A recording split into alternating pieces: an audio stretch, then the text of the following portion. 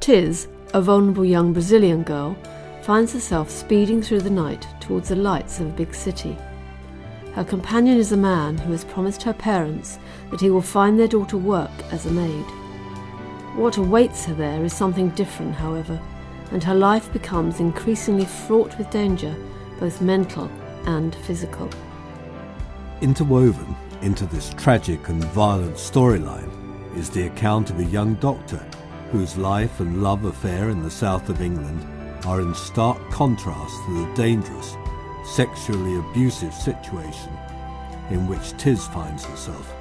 Yet their stories and that of their families become closely linked.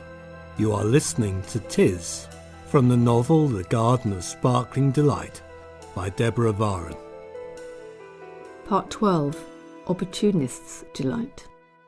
On a sunny day in early September, Aidan and Kirsty, the English trainee doctor and nurse, get married, with the full approval of Aidan's mother and Kirsty's father.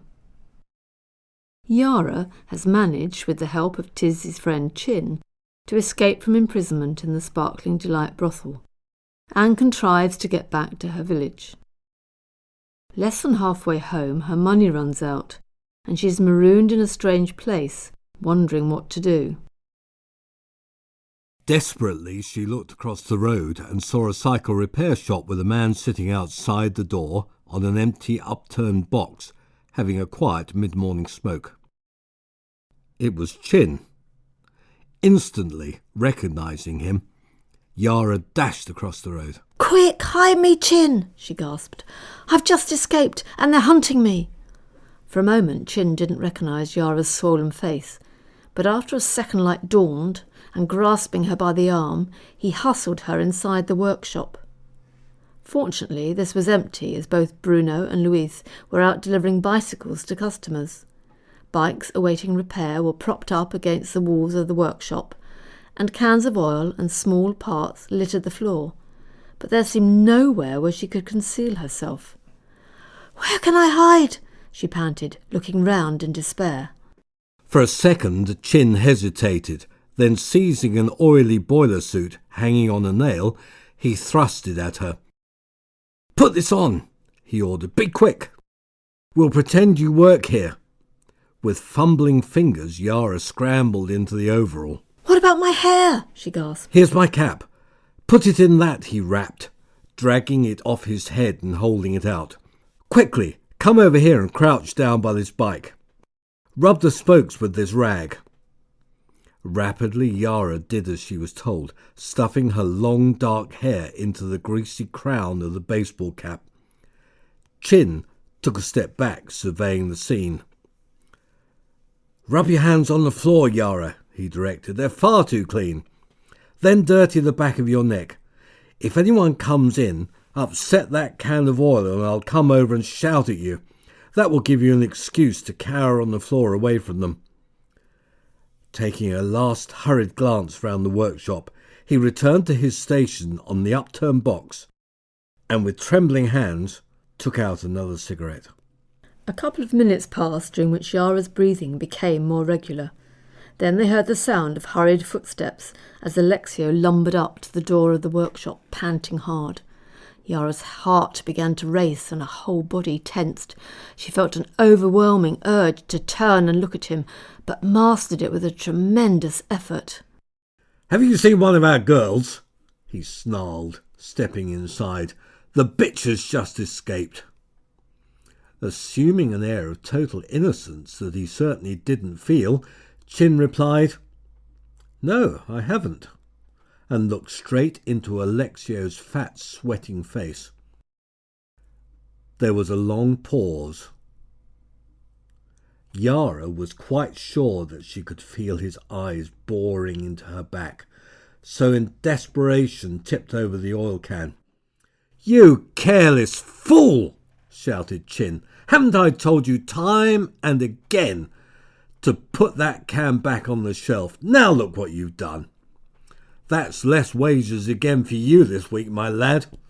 And he moved across the workshop in order to put himself between her and Alexio. "If you see her, let me know," shouted Alexio, and turning, lumbered out. The two conspirators breathed a collective sigh of relief. "You're amazing, Chinn," exclaimed Yara, eyes bright with merriment.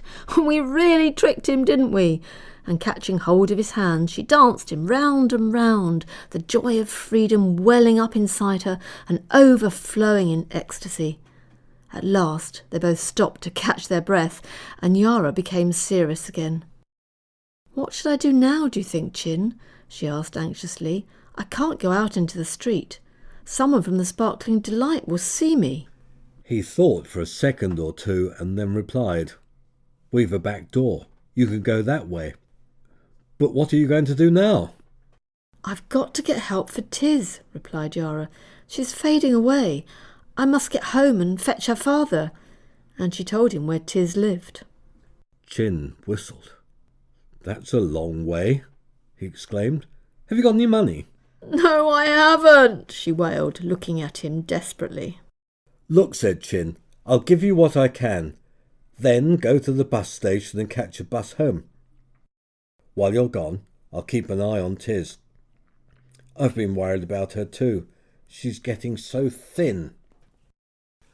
The words hung between them, and the two looked at each other, both thinking the same thought, but afraid to put it into words in case it made the thought come true.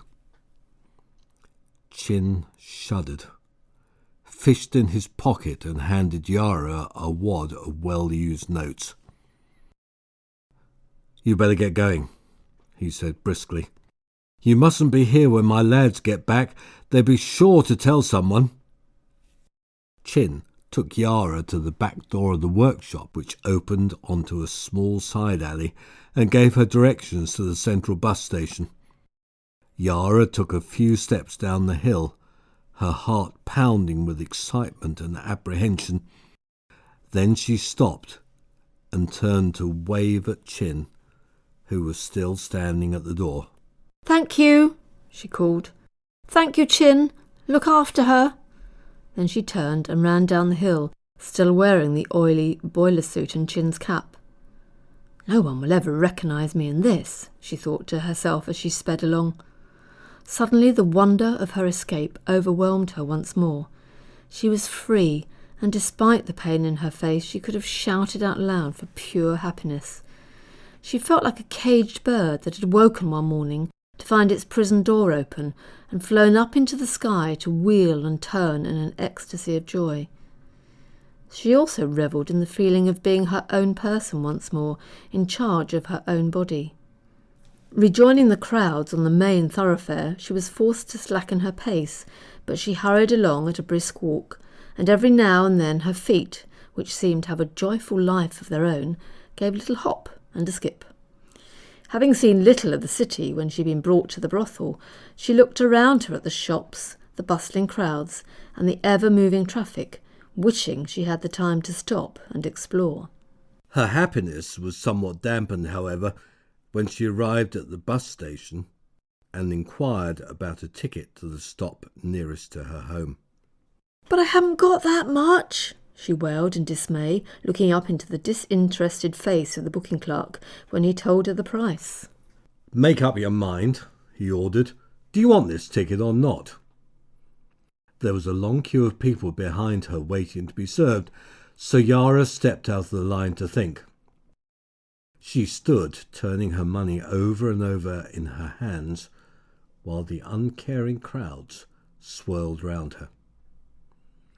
By now her head was beginning to ache as well as her face, and she put her hands over her ears, trying to block out the incessant noise of the tannoy and the shrill cries of the small boys selling water. Desperately she glanced round seeking inspiration, but all she could see in her immediate vicinity was a small, bewildered-looking family from the country, surrounded by their belongings wrapped in plastic bags, who looked as beleaguered as she was herself. For the third time she counted the money Chinn had given her and realised with dismay that he'd only given her enough to get about a quarter of the way home. At last she took a deep breath, saying resolutely to herself, "I shall buy a ticket, go as far as I can, and see what happens next." So she rejoined the queue, and when her turn came, she gave the ticket clerk all her money, bought a ticket, and boarded the bus. "Surely after my luck today, something will turn up," she thought as she sat down. "Hold on, Tiz, help is coming." The early September sunshine woke Emily on the morning of Aidan and Kirsty's wedding. It came peeping in at her as she lay in bed in her hotel room, thinking about what was to come. Rubbing the sleep from her eyes, she got up and went across to the window to see what sort of day it was. To her relief, the sky seemed to be cloudless, and the hotel garden lay basking in the stillness of an early autumn morning. Opposite her window was a copper beech tree, and she became aware of the motionless form of a squirrel looking directly at her, like a small grey sentry. "This is going to be a perfect day," she said to herself, trying to shake off the one sad thought that kept returning like a black thread in the gold of her happiness.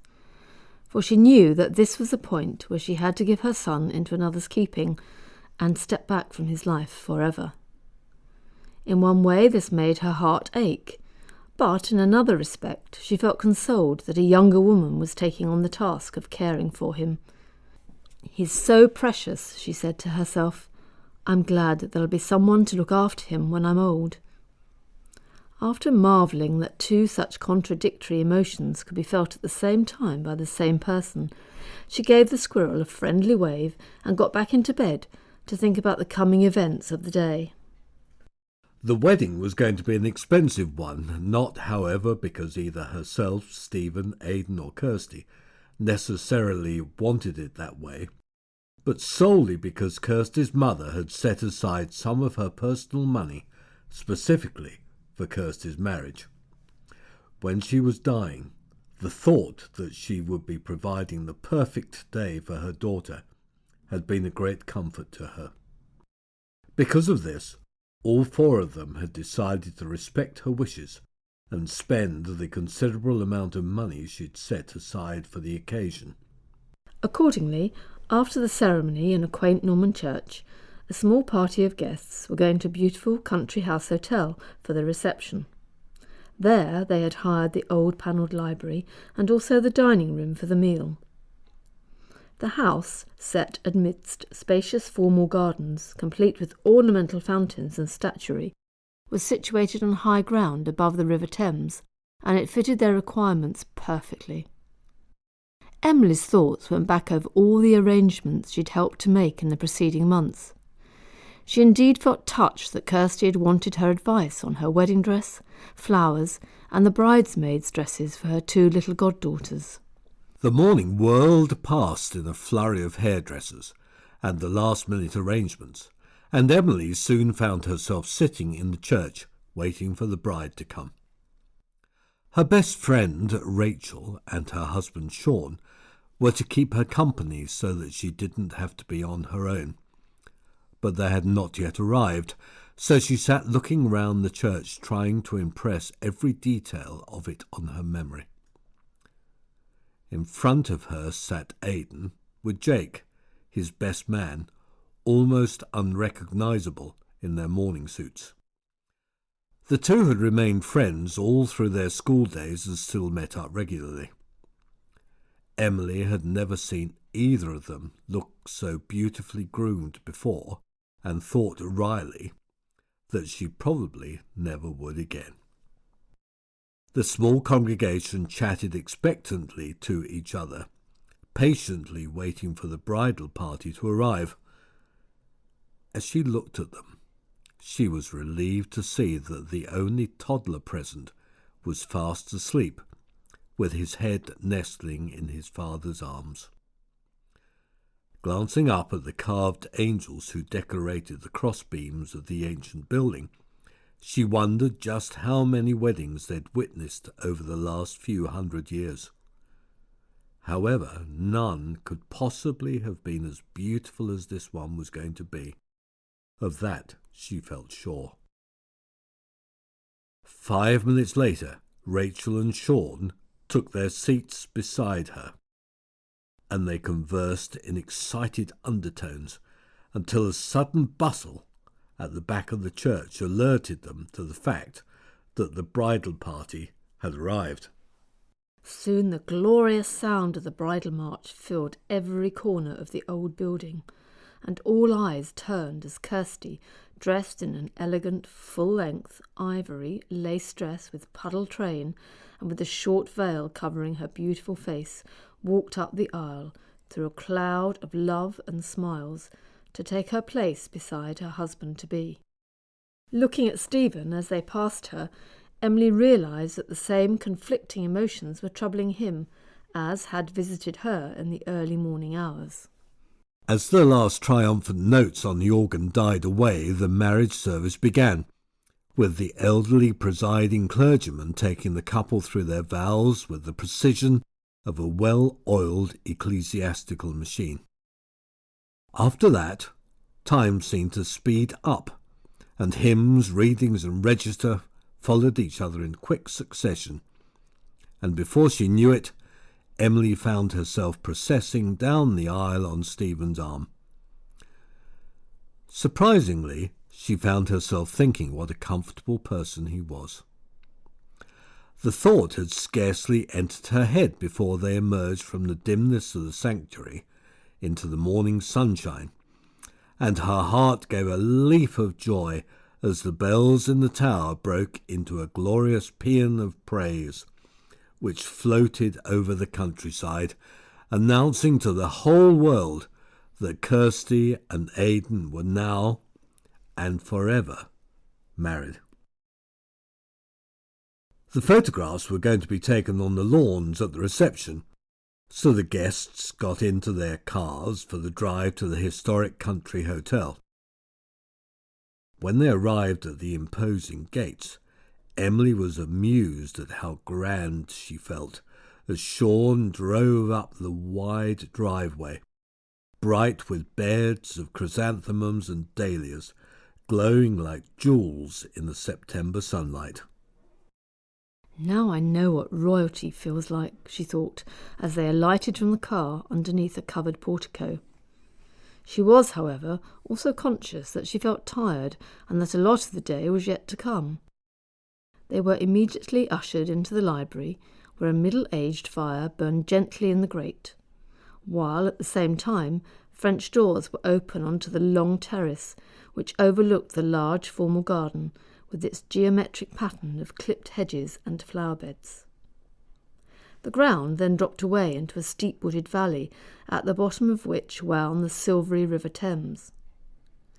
When the photographs were over and Emily had done her duty greeting the guests, she was glad to escape for a brief moment to relax with a drink in one of the library's comfortable old leather chairs. Looking round her, she thought that the room was a perfect place for a wedding reception. It was both charming and tranquil, which was probably because it had been used as a place of quiet refuge for several hundred years. Huge oil paintings of children hung round the walls, collected by the family who had once owned the house. These, for the most part, were of fat and ill-favoured little girls and stiff aristocratic boys. Emily much preferred the two little modern bridesmaids in their matching ivory silk dresses and wide pink sashes, who were beginning a cheerful game of hide-and-seek. She noted with amusement one rosy, diminutive face firmly clasped in two tiny hands with lips that were counting to 20, while the other small girl took refuge under the long white cloth that was on the drinks table. Then the music began. Aidan had told her that two friends of his were going to play, and Emily had imagined some sort of loud modern group.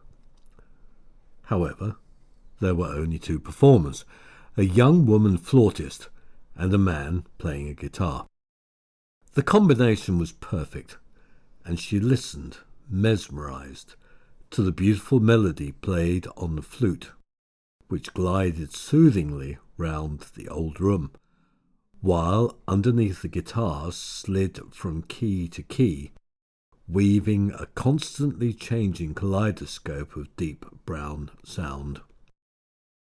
These effortless cadences seemed to wind their way among the guests, helping them to relax after the excitement of the ceremony.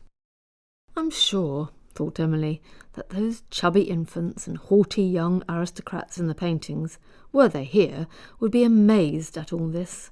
How just right everything is. Even the photographer was perfect, she thought, as he unobtrusively moved among the guests, trying to capture, as if in amber, the elusive, intangible feel of the day in all its mellow beauty. Momentarily she closed her eyes. A little while later she became aware that someone was bending over her, and opened them again to see Stephen looking concernedly down at her. "How about a breath of fresh air on the terrace, Emily?" he inquired. "I do hope you're not too tired by all this." "Just catching my breath," she replied, taking his arm. "This is a beautiful place for a wedding, isn't it? I'm so glad we came here." "Yes, it is," he replied, and guided her out into the afternoon sunshine. Down in the valley below, a light mist was spreading over the river, and looking at it, Emily said with a sigh, "I think your dear wife would have thoroughly approved of everything." "Yes," he replied sadly, "I think she would." He paused for a moment, a faraway look in his eyes, and then added, "You must come and stay with me soon, you know. We shall both be lonely now our young folk are wed. Would you like that?" Emily surprised herself by saying without a moment's hesitation, "That would be lovely, Stephen. I could see by your face in church that you've the same conflicting emotions that I have about dearest Aidan and Kirsty. How can we be both so happy and so sad at one and the same time?" After a gentle promenade on the terrace, they were ushered back inside and into the lovely historic dining room for a late lunch. This beautiful and elegant room must have seen some amazing dinner parties, thought Emily as she took her seat. And no doubt, many of the world's great politicians and socialites have dined here. But has there ever been such a joyful occasion before for two such lovely young people? I don't think so. And so the meal began. Each item on the menu when it came was beautifully presented and served, and the guests laughed and chatted and enjoyed the food and the atmosphere. Course followed course and finished with pineapple beignet. When her dessert was placed in front of her, Emily thought it looked like a tiny golden atoll afloat on a white china sea. "What a pity this lovely occasion ever has to end," she said to herself, looking at the happy faces gathered round the huge old table. "What are you thinking?" Kirsty asked, breaking in on her reverie. "You were miles away." With a jolt, Emily came back to the present, and seeing her new daughter-in-law's radiant face, said, "I was just thinking how lovely you look, Kirsty. I think you're the most beautiful bride I've ever seen." "I think," replied Kirsty, laughing, "that maybe you're a tiny bit prejudiced." The rest of the day passed in a flurry of speeches and entertainment, and Emily eventually reached the sanctuary of her hotel room in the early hours of the morning, feeling very tired. She was too exhausted even to hang her wedding outfit in the wardrobe, and tumbled it onto a chair where it hung forlornly, its job done. Thankfully, she got into bed, but just as she was reaching for the switch on the bedside light, an image of her dead husband, as he had been on their own wedding day, drifted into her memory. "You'd have enjoyed it, Andrew," she said drowsily to him, "and you'd love your new daughter-in-law. She's kind and thoughtful, just like you. But oh, I miss you so very, very much. As the last few houses of the city disappeared, Yara began to take stock of her position. The fact that she could only get a quarter of the way home troubled her immensely. It then occurred to her that perhaps she could hide somewhere on the bus so the driver wouldn't see she had stayed on board after her designated stop. However, a quick glance round the interior showed that this would be impossible, since the bus was full of men, women and children, and every conceivable hiding place was occupied by their luggage. Maybe some of them will get out soon, and that'll leave a space where I can crouch down out of sight, she said to herself. But as the long straight road unfolded in front of them and stop followed stop, the bus became, if possible, even more crowded. Yara also realised with dismay that the driver had an encyclopedic memory and allowed nobody to go beyond the stop for which they had paid. Sitting next to her by the window was a very fat, smelly old man who spent the entire journey eating endless packets of biscuits and bags of crisps out of a large paper carrier bag. And although Yara looked hungrily at him, he steadfastly refused to take the hint. He was, however, a messy eater, so she was able to pick up and eat the fragments that landed on her lap. She did this ostentatiously, looking pointedly at him, hoping he would relent and give her at least one biscuit, but it was all to no avail. It seemed, indeed, as if he found her presence offensive, as he kept glancing at her and sniffing loudly. The thought then occurred to her that perhaps the old man didn't like the look or smell of her greasy boiler suit. "Serves him right," she said crossly to herself. "Mean old fatty." When the bus arrived at the filling station on the main road, which was near the village on her ticket, Yara shrank down in her seat, trying hard to be as inconspicuous as possible. After several passengers had alighted, the driver got up, scratched himself, belched, and then walked down the gangway towards the back of the bus. When he got to Yara, he grinned evilly, took her by the arm, and roughly hustled her out of the exit. Several other would-be stowaways were treated in the same fashion and came tumbling down the steps after her like refuse out of an upturned garbage bucket. The bus pulled away in a cloud of dust, and Yara found herself trailing after a small group of passengers who were walking to their homes in the nearby village. In a very short time they had reached a dusty square, where she saw a ramshackle shop lolling dispiritedly among the houses and shacks. Having nothing better to do, Yara wandered disconsolately into it.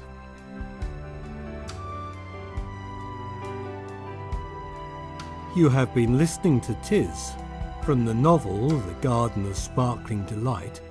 You may find more information by searching the web for The Garden of Sparkling Delight.